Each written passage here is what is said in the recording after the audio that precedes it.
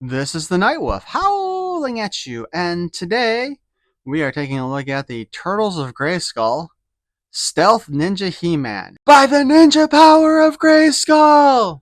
Part of the Masters of the Universe Teenage Mutant Ninja Turtles crossover line. And by the way, by the ninja power of Grayskull will never not be a stupid phrase for me.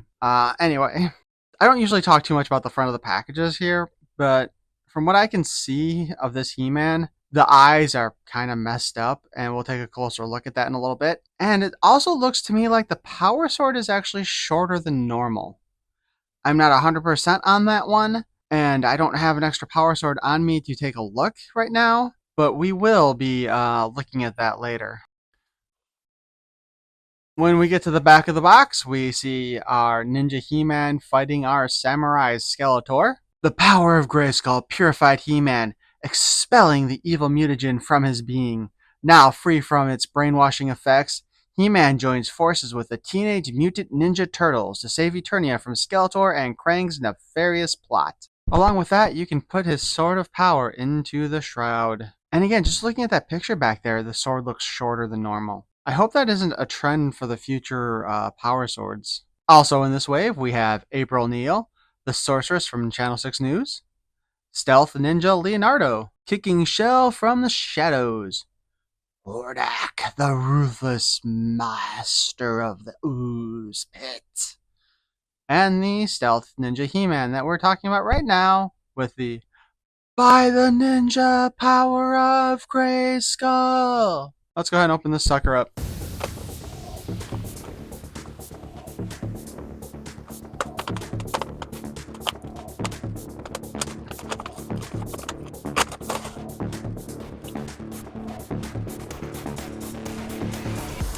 As always, we get our informational card showing the parts that pop off. We get our comic book, He-Man in a Half Shell. We'll just take a quick look here. You can read it if you would like. We're basically just seeing the, groups of mutated versions of the Skeletor's troops, Hordak and Shredder conspiring together. He-Man captured and then unmasking himself as being freed of the curse. Leonardo also somehow using some stealth ability to also pop up there all of a sudden. Everybody being free and running away. Back with the Ninja Turtles and our first look at 2 Beep Steady. Behold the, 2 Bop Steady. Krang and Shredder showing up. Krang giant sizing himself, which again, I kind of hope they actually make the giant Krang. Some fighting ensues. Krang is defeated. Hordak shows up, and a giant splitter spirit appears and defeats the villains. And then we'll have to see what happens in the next wave. On the back again, we got the April Neal, sorceress from Channel 6 News. Hordak, the ruthless master of the ooze. Stealth Ninja Leonardo, kicking shell from the shadows. And Stealth Ninja He-Man, by the ninja power of Grayskull. I'm going to say that every time that way.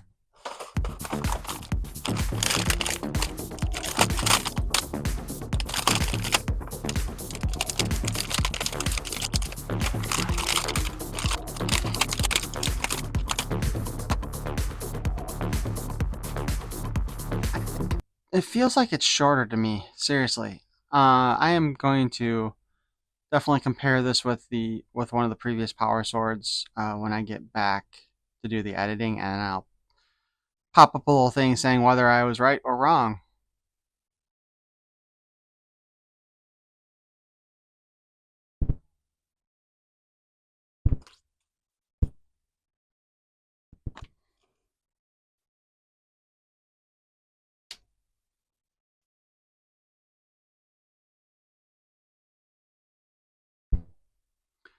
So I don't know what they did with those eyes, but those are the most messed up, drunk looking, I can keep my eyes open face thing I've ever seen on one of these figures. It's just so weird looking to me. I definitely want to hear what you have to say about this face sculpt, or at least this paint job. Otherwise, this is that ba- Otherwise, this is the more based on the original toy head that they did. Personally, I actually liked the other head sculpt better, the original Origins head sculpt, but that was just me. Man, seriously, look at that thing. What in the hell is going on with that face and those eyes? It's just, oh. Anyway,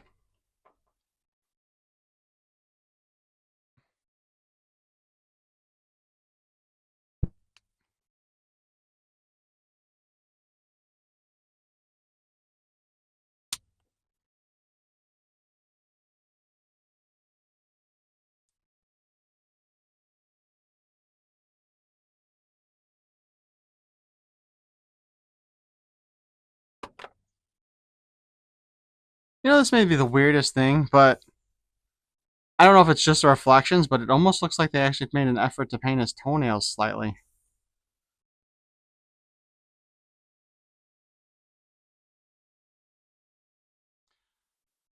So right off the bat, looking at this figure, this is a display figure, not a play figure.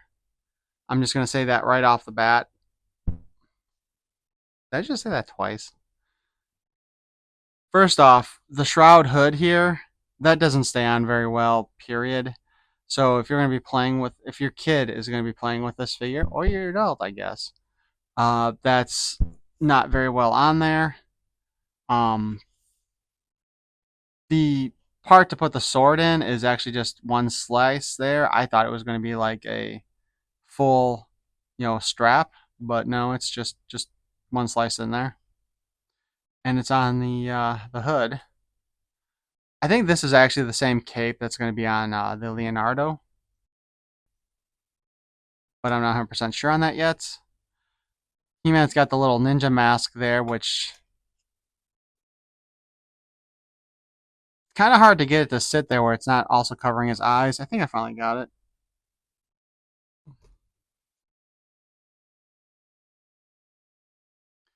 Well, well, see now that I got the shroud back on there, his head has been pushed down back into the mask, so his eyes are covered. Um, while this figure kind of looks pretty cool like this, as far as playability and such, not one of my favorites.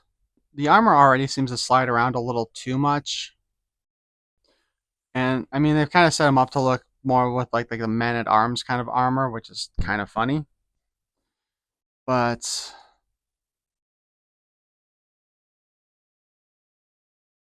yeah, now we're gonna try doing the articulation with all the equipment on him, which I know is going to fail horribly, but we'll do it anyway because that's the kind of crap I do. Head's on a ball joint. Everything interferes with turning it. You can see the mask and the hood are already moving along with it. To be perfectly honest, this is another one of those issues I have with it, basically, is you can't really turn his head very much with this. I mean, we can get a little bit here and there for your display, but the mask and the hood do get in the way quite a bit. We have the big shoulder pauldron here, which punches him in the head, but it is soft enough that this moves. Spinning it around, the cape interferes quite a bit on that side. On this side, it's just the usual, the arm will punch out the guy and knock whatever's on him off. But we have to resituate the armband too now.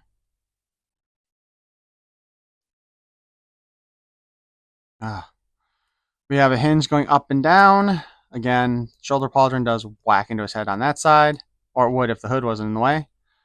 Up and down over here is fine, but the wrist braces, again, come loose. We have a spin at the waist. This is the only thing that doesn't seem to be interfered by any of his other equipment thus far. We have a spin at the wrist and the in and out articulation. We have a single joint at the elbow, and one of the little plastic tabbies got stuck in it. Less than 90 degrees and can spin. That was probably not a good motion to make with that hand. I would rather he had, again, come with another gripping hand than the slapping hand. But we get at the hip the less than 90 that we normally get. And on the back, we barely get any backwards. If you've been buying Origins, you are very familiar with that kind of disappointment. He can almost do the splits, which gives him a really nice high kick, which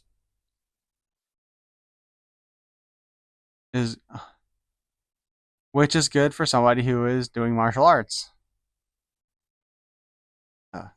Single joint at the knee. The peg feels really soft in this one. We've had that in a couple figures previously. We have a hinge at the ankle and a spin. His toes are showing. We also do have the standard boot cut. It's really hard to do with the armor on there, so we'll do it on this side. And as always with that knee also, you can spin the knee. The armor is just kind of frictioned on here. It's not like some of the other stuff where it fully goes around. What I have been impressed by, though, is that the shoulder pauldron has not actually dropped off once since we started messing with this figure. That's good. That's definitely a plus, unlike the wristband, which keeps on shifting every time we try to do something.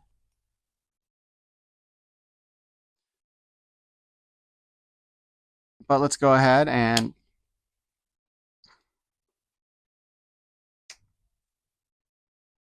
take a look at the base figure, basically.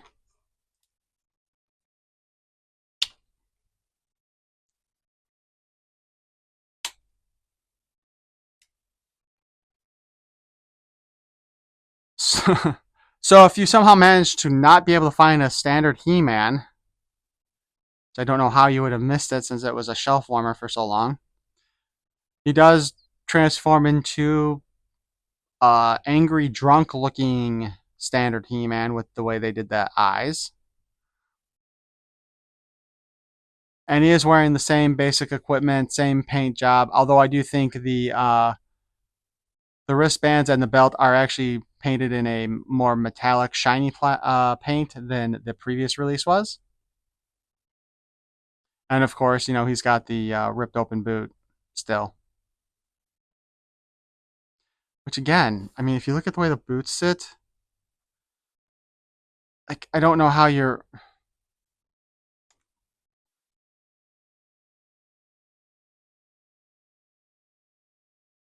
like his toes already like don't line. Whoops, his toes already don't really line up with the boot there. I don't know how well I'm getting this one on camera. So I don't know. So his feet must be really squished in there. You ever hear the story about the women who, when they're trying to wear like the really high end high heels, will surgically have their little toe removed so that their feet aren't so wide and they can easily fit in there? That kind of is what he needs to do to fit that boot.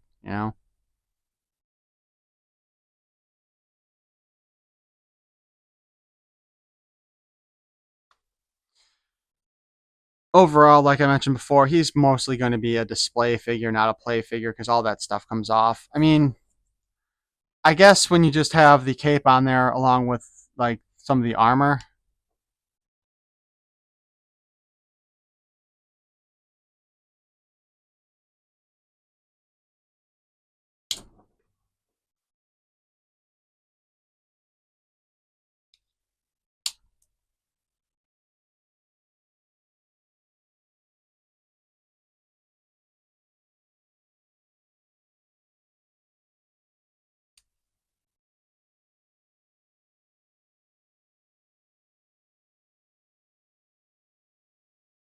I mean, when you basically have him like this is probably your play version right here.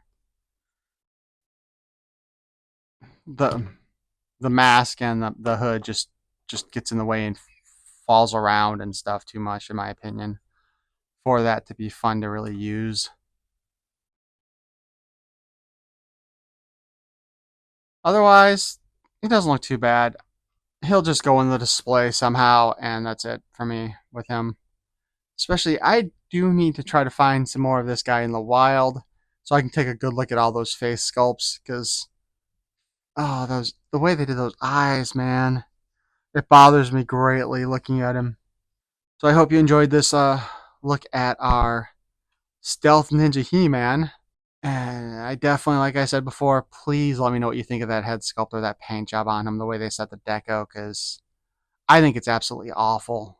But if you enjoyed what I've done here today, which thanks if you did, uh, please give me a subscription so you can receive more. And if you absolutely hated what you saw here and you still made it this far, hey, share it with people you don't like and torture them. Peace and love.